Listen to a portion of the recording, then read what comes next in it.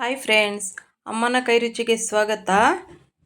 ಇವತ್ತು ಮುದ್ದೆ ಜೊತೆಗೆ ಒಂದು ಒಳ್ಳೆ ಸೂಪರ್ ಆಗಿರೋ ಟೇಸ್ಟಿಯಾಗಿರೋ ಸಾಂಬಾರು ಮಾಡೋದು ಹೇಗೆ ಅಂತ ನೋಡೋಣ. ಚಿಕ್ಕಡಿಕಾಯಿ ಬಸ್ಸಾರು ಮುದ್ದೆ ಜೊತೆಗಂತೂ ಸೂಪರ್ ಆಗಿರುತ್ತೆ.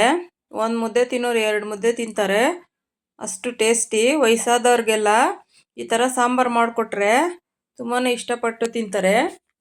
ಚಿಕ್ಕಡಿಕಾಯಿ ಅಷ್ಟೇ ಹೆಲ್ತ್ಗೆ ತುಂಬಾ ಒಳ್ಳೆಯದು. ಹಳೆ ಕಾಲದಲ್ಲೆಲ್ಲ ಇದೇ ಥರ ಸಾಂಬಾರು ಮಾಡ್ತಿದ್ರು. ಈಗ ಯಾವ ರೀತಿ ಮಾಡೋದು ಅಂತ ನೋಡೋಣ. ನೋಡಿ, ಚಿಕ್ಕಡಿಕಾಯಿ ಇದು ಮನೆಯಲ್ಲಿ ಬಕೆಟಲ್ಲೇ ಬೆಳೆದಿರೋದು. ಪಾಟಗಳಲ್ಲಿ ಹಾಕಿದ್ರೂ ಗಿಡ ಬರುತ್ತೆ. ನೋಡಿ ಎಷ್ಟು ಫ್ರೆಶ್ ಆಗಿದೆ, ಹೆಲ್ತ್ಗೂ ತುಂಬಾ ಒಳ್ಳೆಯದು. ನೋಡಿ, ನೀಟಾಗೆಲ್ಲ ಬಿಡಿಸಿ ತೊಳೆದಿಟ್ಕೊಂಡಿದ್ದೀನಿ. ನೋಡಿ, ಒಂದು ಕಾಯಿ ಇರುತ್ತೆ, ಈ ಥರ 2 ಭಾಗ ಮಾಡಿಕೊಂಡು ನಾರೆಲ್ಲ ತೆಗಿಬೇಕು. ನೋಡಿ, ನಾನು ಬೇಳೆ 1 ಲೋಟ ಅಷ್ಟು ಬೇಳೆ ಹಾಕಿದ್ದೀನಿ. ಈಗ ಅದ್ರ ಜೊತೆ ಚಿಕ್ಕಡಿಕಾಯಿನ ಸೇರಿಸ್ತಾ ಇದ್ದೀನಿ. ಇದು ಬೇಗನೆ ಬೇಯುತ್ತೆ, ಅದರಿಂದ ನಾನು ಬೇಳೆ ಹಾಕಿ ಸ್ವಲ್ಪ ಸಿಮ್ಮಲ್ಲಿ ಇಟ್ಟಿದ್ದೆ.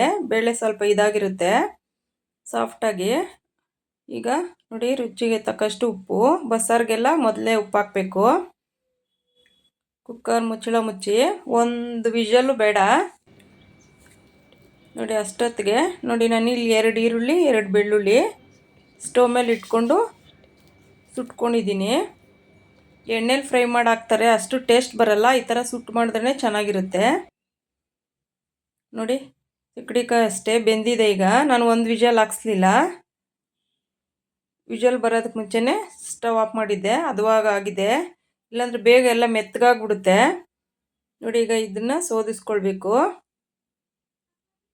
ಈ ಸೊಪ್ಪುದು ಜಾಲರೆ ಬರುತ್ತಲ್ಲ, ಬಟ್ಲು, ಆ ಥರದ್ರಲ್ಲಿ ಹಾಕಿ ಮಾಡ್ಕೊಳ್ಬೋದು. ಈ ಥರ ಬರಲ್ಲ ಅನ್ನೋರು ನಾವು ಇದೇ ಥರನೇ ಬಸ್ಕೊಳ್ಳೋದು. ನೋಡಿ, ಈಗ ಬಸ್ತಿದಾಗಿದೆ.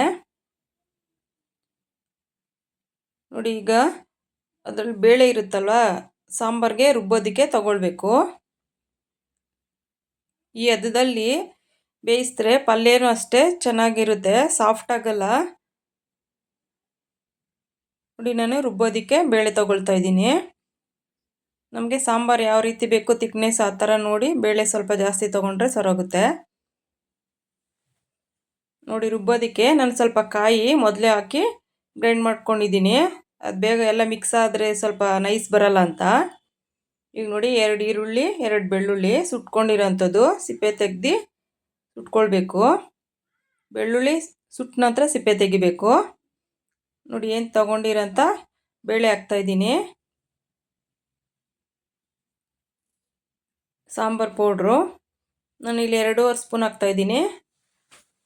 ಖಾರಕ್ಕೆ ಯಾವ ರೀತಿ ಬೇಕೋ ಆ ರೀತಿ ಹಾಕ್ಕೊಳ್ಬೋದು. ಹುಣಸೆಹಣ್ಣು ಮೊದಲಿಗೆ ನೀರಲ್ಲಿ ಸ್ವಲ್ಪ ಬಿಸಿನೀರು ಹಾಕಿ ನೆನೆಸಿದ್ರೆ ಸಾಫ್ಟ್ ಆಗುತ್ತೆ. ಸ್ವಲ್ಪ ಕೊತ್ತಂಬರಿ ಸೊಪ್ಪು. ಈಗ ಸ್ವಲ್ಪ ನೀರು ಹಾಕಿ ನೈಸಾಗಿ ರುಬ್ಕೊಳ್ಬೇಕು. ನೋಡಿ, ರುಬ್ಬಿದಾಗಿದೆ. ಈಗ ಈ ರುಬ್ಬಿರೋಂಥ ಮಸಾಲಾನ ನೋಡಿ, ಆಗಲೇ ನೀರು ಬಸ್ಕೊಂಡಿದ್ನಲ್ಲ ಅದಕ್ಕೆ ಸೇರಿಸ್ತಾ ಇದ್ದೀನಿ. ತುಂಬಾ ಚೆನ್ನಾಗಿರುತ್ತೆ. ನೀವು 3ರಿಂದ 4 ದಿವಸ ಇಟ್ರೂ ಹೊರಗಡೆನು ಫ್ರಿಜ್ಜಲ್ಲಿ ಹಿಡ್ದಿರೇ ಕುದಿಸ್ತಾ ಇದ್ರೆ ಅದು ಇನ್ನೂ ಟೇಸ್ಟ್ ತುಂಬಾ ಚೆನ್ನಾಗಿ ಬರುತ್ತೆ. ನೋಡಿ, ಅದು ಪಲ್ಯದಲ್ಲಿರೋಂಥ ನೀರನ್ನೆಲ್ಲ ಹಿಂಡಿರೋದೆಲ್ಲ ಇದಕ್ಕೆ ಹಾಕ್ತಾಯಿದ್ದೀನಿ. ಅದನ್ನ ವೇಸ್ಟ್ ಮಾಡೋಂಗಿಲ್ಲ. ಸ್ವಲ್ಪ ನೀರು ಸೇರಿಸ್ತಾ ಇದ್ದೀನಿ. ಬಸ್ಸಾರು ಅಂದರೆ ಸ್ವಲ್ಪ ತಿಳಿವಿದ್ರೇ ಚೆನ್ನಾಗಿರುತ್ತೆ, ತುಂಬ ಮಂದ ಇರಬಾರ್ದು. ಲಾಸ್ಟಲ್ಲಿ ಒಂದು ಸ್ವಲ್ಪ ಉಪ್ಪು ಹಾಕ್ತಿದ್ದೀನಿ. ಮೊದಲೇ ಹಾಕಿದ್ದೆ, ಎಕ್ಸ್ಟ್ರಾ ನೀರೆಲ್ಲ ಆ್ಯಡ್ ಮಾಡಿರ್ತೀವಲ್ವ ಅದಕ್ಕೆ ಸ್ವಲ್ಪ ಉಪ್ಪು ಹಾಕಿದ್ದೀನಿ. ನೋಡಿ, ಒಂದು ಕುದಿ ಬರ್ತಾ ಇದೆ. ಈಗ ಸ್ವಲ್ಪ ಉರಿ ಕಮ್ಮಿ ಮಾಡಿ ಒಂದು 5 ನಿಮಿಷ ಕುದಿಸ್ಕೊಳ್ಬೇಕು. ಕುದ್ದಷ್ಟು ಸಾಂಬಾರು ತುಂಬ ಚೆನ್ನಾಗಿ ಬರುತ್ತೆ. ಅಷ್ಟೊತ್ತಿಗೊಂದು ಒಗ್ಗರಣೆ ಮಾಡ್ಕೊಳ್ಳೋಣ. ನೋಡಿ, ಸ್ಟವ್ ಮೇಲೆ ಒಂದು ಬಾಣಲೆ ಇಟ್ಕೊಂಡು ಸ್ವಲ್ಪ ಎಣ್ಣೆ ಹಾಕ್ತಾಯಿದ್ದೀನಿ. ಎಣ್ಣೆ ತುಂಬ ಏನು ಬೇಕಾಗಲ್ಲ. ಸ್ವಲ್ಪ ಸಾಸಿವೆ, ಆದಷ್ಟು ಎಣ್ಣೆನ ಕಡಿಮೆನೇ ಬಳಸಬೇಕು. ಸಣ್ಣದಾಗಿ ಕಟ್ ಮಾಡಿರೋಂಥ ಈರುಳ್ಳಿ, ಅರ್ಧ ಈರುಳ್ಳಿ ಅಷ್ಟು ಹಾಕ್ತಾಯಿದ್ದೀನಿ. ಈಗ ಅದಕ್ಕೆ ಕರಿಬೇವು. ಈ ಬಸ್ಸಾರಿಗೆಲ್ಲ ಫ್ರೆಶ್ ಆಗಿರೋ ಕರಿಬೇವಿನ ಸೊಪ್ಪು ಹಾಕಿದ್ರೆ ತುಂಬಾ ಚೆನ್ನಾಗಿರುತ್ತೆ. ನೋಡಿ, ಇದೆಲ್ಲ ಗಿಡದಲ್ಲೇ ಪಾಟಗಳಲ್ಲೇ ಬೆಳ್ಕೊಳ್ಬೋದು. ಚಿಕ್ಕಡಿಕಾಯಿ ಅಷ್ಟೇ ನಾನು ಮನೇಲಿ ಪಾಟಲ್ಲೇ ಬೆಳೆದಿರೋ ಅಂಥದ್ದು. ನೋಡಿ ಈಗ ಒಗ್ಗರಣೆ ರೆಡಿಯಾಗಿದೆ. ನೋಡಿ ಸಾರು ಅಷ್ಟೇ ಚೆನ್ನಾಗಿ ಕುದಿ ಬಂದಿದೆ. ಈಗ ಒಗ್ಗರಣೆನ ಇದಕ್ಕೆ ಸೇರಿಸ್ತಾ ಇದ್ದೀನಿ.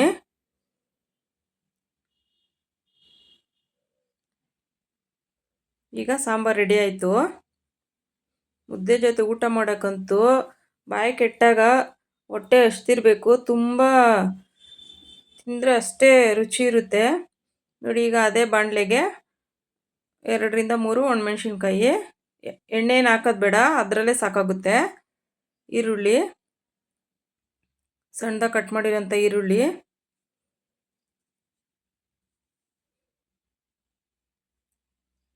ಎಲ್ಲ ಚೆನ್ನಾಗಿ ಬಾಡಿಸ್ಕೊಳ್ಬೇಕು.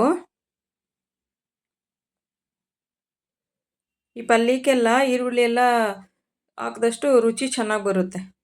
ಒಂದು ಚಿಟಿಕೆ ಅಷ್ಟು ಉಪ್ಪು ಹಾಕ್ತಾಯಿದ್ದೀನಿ. ಆಗಲೇ ಅದು ಚಿಕ್ಕಡಿಕಾಯಿಗೆ ಹಾಕಿದ್ದೀನಿ. ಈರುಳ್ಳಿ ಎಲ್ಲ ಸ್ವಲ್ಪ ಸಪ್ಪೆ ಹೊಡಿಯುತ್ತೆ ಅಂತ ಒಂದು ಚಿಟಿಕೆ ಅಷ್ಟು ಹಾಕಿದ್ದೀನಿ ಅಷ್ಟೇ.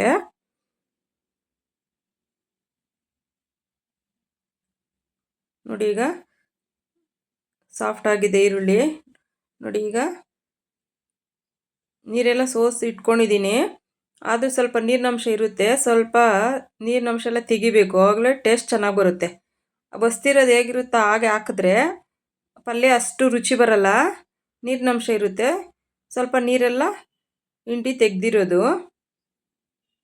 ನೋಡಿ ಪಲ್ಯನೂ ರೆಡಿ ಆಯಿತು.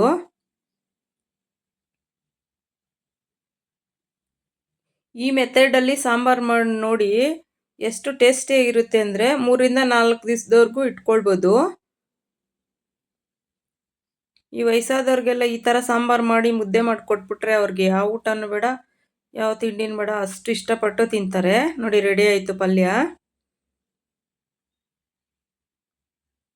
ನೋಡಿ ನಾನು ಶಿಫ್ಟ್ ಮಾಡ್ತಾ ಇದ್ದೀನಿ ಬೇರೆ ಪಾತ್ರೆಗೆ.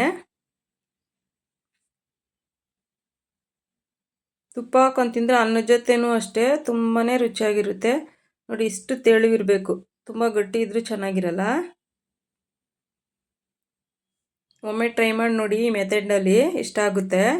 ಪಲ್ಯನೂ ಅಷ್ಟೇ, ಚಿಕ್ಕಡಿಕಾಯಿ ತುಂಬಾ ಒಳ್ಳೆಯದು ಹೆಲ್ತ್ಗೂ ಅಷ್ಟೇ.